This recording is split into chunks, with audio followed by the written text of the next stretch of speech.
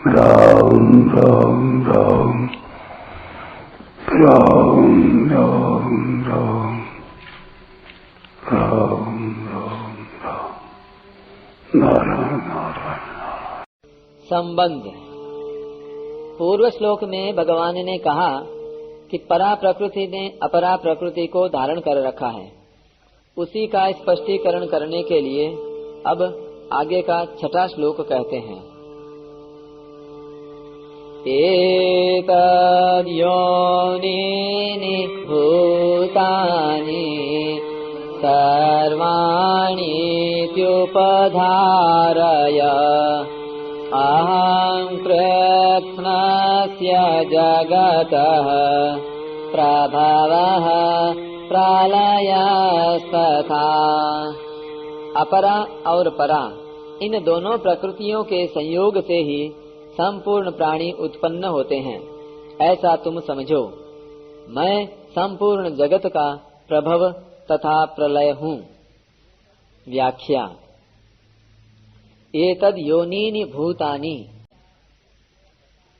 जितने भी देवता, मनुष्य, पशु, पक्षी आदि जंगम और वृक्ष, लता, घास आदि स्थावर प्राणी हैं, वे सब के सब मेरी अपरा और परा प्रकृति के संबंध से ही उत्पन्न होते हैं।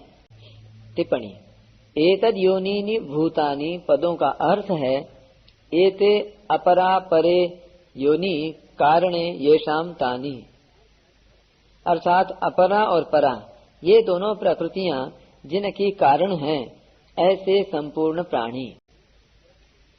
13वें अध्याय के 26वें श्लोक में भी भगवान ने क्षेत्र और क्षेत्रज्ञ के संबंध से संपूर्ण स्थावर जंगम प्राणियों की उत्पत्ति बताई है। यही बात सामान्य रीति से 14वें अध्याय के 4थे श्लोक में भी बताई है कि स्थावर जंगम योनियों में उत्पन्न होने वाले जितने शरीर हैं वे सब प्रकृति के हैं, और उन शरीरों में जो बीज अर्थात जीवात्मा है वह मेरा अंश है। उसी बीज अर्थात जीवात्मा को भगवान ने परा प्रकृति और अपना अंश कहा है। सर्वाणि त्युपधारय, स्वर्गलोक, मृत्युलोक, पाताल लोक आदि संपूर्ण लोकों के जितने भी स्थावर जंगम प्राणी हैं, वे सब के सब अपरा और परा प्रकृति के संयोग से ही उत्पन्न होते हैं। तात्पर्य है कि परा प्रकृति ने अपरा को अपना मान लिया है। तात्पर्य है कि परा प्रकृति ने अपरा को अपना मान लिया है, उसका संग कर लिया है। इसी से सब प्राणी पैदा होते हैं। इसको तुम धारण करो, अर्थात ठीक तरह से समझ लो अथवा मान लो। टिप्पणी। इसमें एक विचित्र बात है कि संबंध केवल क्षेत्रज्ञ ने माना है, क्षेत्र ने नहीं। यदि यह अपना संबंध न माने तो इसका पुनर्जन्म हो ही नहीं सकता, क्योंकि पुनर्जन्म का कारण गुणों का संग ही है। कारणम गुण संगोस्य सदसद योनि जन्मसु अहं कृत्स्नस्य जगतः प्रभवः प्रलयस्तथा। मात्र वस्तुओं को सत्ता स्फूर्ति परमात्मा से ही मिलती है। इसलिए भगवान कहते हैं कि मैं संपूर्ण जगत का प्रभव और प्रलय हूँ, अर्थात उत्पन्न करने वाला और लीन करने वाला हूँ। प्रभवः का तात्पर्य है कि मैं ही इस जगत का निमित्त कारण हूँ, क्योंकि संपूर्ण सृष्टि मेरे संकल्प से पैदा हुई है। सदैक्षत बहुश्याम प्रजा येति। टिप्पणी। जीवों के द्वारा किए हुए अनादिकाल के कर्म जीवों के प्रलय काल में लीन होने पर जब परिपक्व होते हैं, अर्थात फल देने के लिए उन्मुख होते हैं, तब उससे यानी प्रलय का समय समाप्त होने पर सर्ग के आदि में भगवान का संकल्प होता है, और उसी संकल्प से शरीरों की उत्पत्ति होती है। जैसे घड़ा बनाने में कुम्हार और सोने के आभूषण बनाने में सुनार ही निमित्त कारण है, ऐसे ही संसार मात्र की उत्पत्ति में भगवान ही निमित्त कारण हैं।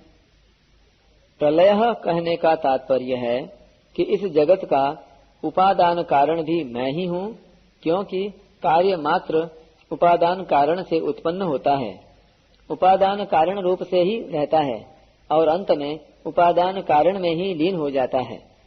जैसे घड़ा बनाने में मिट्टी उपादान कारण है, ऐसे ही सृष्टि की रचना करने में भगवान ही उपादान कारण है। जैसे घड़ा मिट्टी से ही पैदा होता है, मिट्टी रूप ही रहता है और अंत में टूट करके घिसते घिसते मिट्टी ही बन जाता है। और जैसे सोने के यावन मात्र आभूषण सोने से ही उत्पन्न होते हैं, सोना रूप ही रहते हैं और अंत में सोना ही रह जाते हैं, ऐसे ही यह संसार भगवान से ही उत्पन्न होता है, भगवान में ही रहता है और अंत में भगवान में ही लीन हो जाता है। ऐसा जानना ही ज्ञान है। सब कुछ भगवत स्वरूप है, भगवान के सिवाय दूसरा कुछ है ही नहीं, ऐसा अनुभव हो जाना विज्ञान है।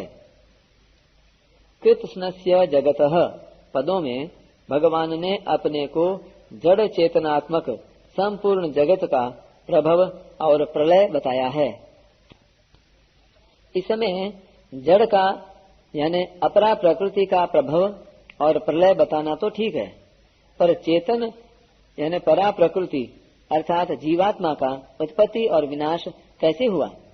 क्योंकि वह तो नित्य तत्व है, नित्यः सर्वगतः स्थाणु रचलोयम सनातनः।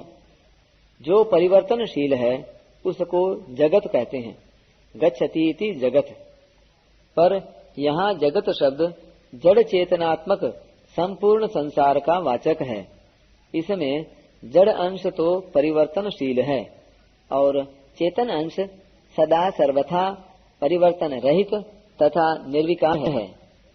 वह निर्विकार तत्व जब जड़ के साथ अपना संबंध मानकर तादात्म्य कर लेता है, तब वह जड़ के यानी शरीर के उत्पत्ति विनाश को अपना उत्पत्ति विनाश मान लेता है।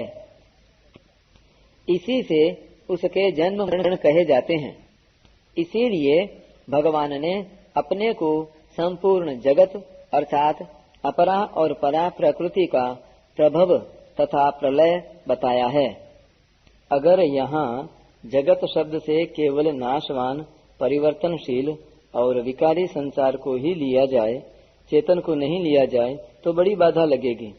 भगवान ने कृत्स्नस्य जगतः पदों से अपने को संपूर्ण जगत का कारण बताया है। टिप्पणी: अपरा प्रकृति और भगवान में तो कार्य कारण का संबंध है, क्योंकि अपरा प्रकृति भगवान का कार्य है, परंतु परा प्रकृति और भगवान में कार्य कारण का संबंध नहीं है। क्योंकि परा प्रकृति यानी जीव भगवान का अंश है, कार्य नहीं।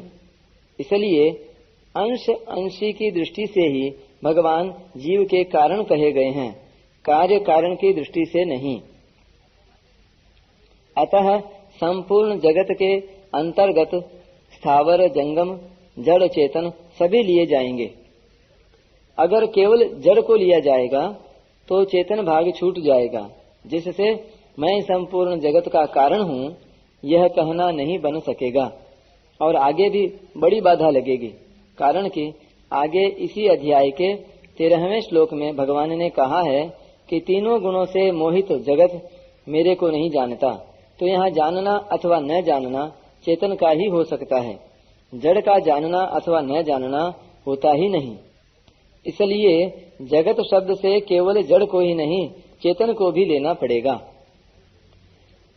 ऐसे ही 16वें अध्याय के 8वें श्लोक में भी आसुरी संपदा वालों की मान्यता के अनुसार जगत शब्द से जड़ और चेतन दोनों ही लेने पड़ेंगे, क्योंकि आसुरी संपदा वाले व्यक्ति संपूर्ण शरीरधारी जीवों को असत्य मानते हैं, केवल जड़ को नहीं। इसलिए अगर वहाँ जगत शब्द से केवल जड़ संसार ही लिया जाए तो जगत को यानी जड़ संसार को असत्य, मिथ्या और अप्रतिष्ठित कहने वाले अद्वैत सिद्धांती भी आसुरी संपदा वालों में आ जाएंगे, जो कि सर्वथा अनुचित है। ऐसे ही 8वें अध्याय के 26वें श्लोक में आए शुक्ल कृष्ण गति येते जगतः पदों में जगत शब्द केवल जड़ का ही वाचक माने तो जड़ की शुक्ल और कृष्ण गति का क्या तात्पर्य होगा? गति तो चेतन की ही होती है। जड़ से तादात्म्य करने के कारण ही चेतन को जगत नाम से कहा गया है। इन सब बातों पर विचार करने से यह निष्कर्ष निकलता है कि जड़ के साथ एकात्मता करने से जीव जगत कहा जाता है, परंतु जब यह जड़ से विमुख होकर चिन्मय तत्व के साथ अपनी एकता का अनुभव कर लेता है, तब यह योगी कहा जाता है, जिसका वर्णन गीता में जगह जगह आया है। परिशिष्ट भाव, जो न खुद को जान सके और न दूसरे को जान सके, वह अपरा प्रकृति है। जो खुद को भी जान सके और दूसरे को भी जान सके, वह परा प्रकृति है। इन अपरा और परा दोनों के माने हुए संयोग से ही संपूर्ण स्थावर जंगम प्राणी पैदा होते हैं। मूल दोष एक ही है, जो स्थान भेद से अनेक रूप से दिखता है, वह है अपरा के साथ संबंध। इस एक दोष से ही संपूर्ण दोष उत्पन्न होते हैं। यह एक दोष आ जाए तो संपूर्ण दोष आ जाएंगे, और यह एक दोष दूर हो जाए तो संपूर्ण दोष दूर हो जाएंगे। इसी तरह मूल गुण भी एक ही है, जिससे संपूर्ण गुण प्रकट होते हैं, वह है भगवान के साथ संबंध। अपरा को चाहे नित्य माने चाहे अनित्य माने, पर उसके साथ हमारा संबंध अनित्य है। यह सर्वसम्मत बात है। यह संबंध ही जन्म मरण का कारण है। कारणम गुण संगोस्य सदसद योनि जन्मसु। यही संसार का बीज है। मैं संपूर्ण जगत का प्रभव तथा प्रलय हूँ। इसका तात्पर्य है कि इस स्थावर जंगम रूप जगत को मैं ही उत्पन्न करने वाला हूँ, और मैं ही उत्पन्न होने वाला हूँ, मैं ही नाश करने वाला हूँ, और मैं ही नष्ट होने वाला हूँ, क्योंकि मेरे सिवाय संसार का दूसरा कोई भी कारण तथा कार्य नहीं है।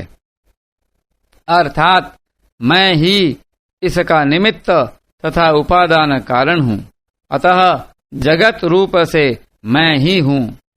9वें अध्याय के 19वें श्लोक में भी भगवान ने कहा है, अमृतम चैव मृत्युश्च सदसच्चाहम अर्जुन।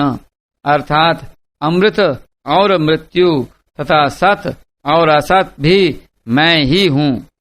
श्रीमद् भागवत में भगवान कहते हैं, आत्मैव तदिदं विश्वम सृज्यते सृजति प्रभुः त्रायते त्राति विश्वात्मा ह्रियते हरतीश्वरः।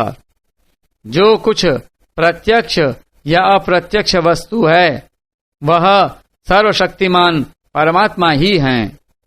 जो कुछ सृष्टि प्रतीत हो रही है, इसके निमित्त कारण भी वे ही हैं, और उपादान कारण भी वे ही हैं। अर्थात वे ही विश्व बनाते हैं और वे ही विश्व बनते हैं। वे ही रक्षक हैं और वे ही रक्षित हैं। वे ही सर्वात्मा भगवान इसका संहार करते हैं, और जिसका संहार होता है वह भी वे ही हैं। तैत्तिरीयोपनिषद में आया है कि अन्न भी मैं ही हूँ, और अन्न को खाने वाला भी मैं ही हूँ। अहमन्नम अहमन्नम अहमन्नम अहमन्नादो अहमन्नादो अहमन्नादः। तात्पर्य यह हुआ कि अपरा और परा प्रकृति तथा उनके संयोग से पैदा होने वाले संपूर्ण प्राणी, ये सब के सब एक भगवान ही हैं। कारण भी भगवान हैं और कार्य भी।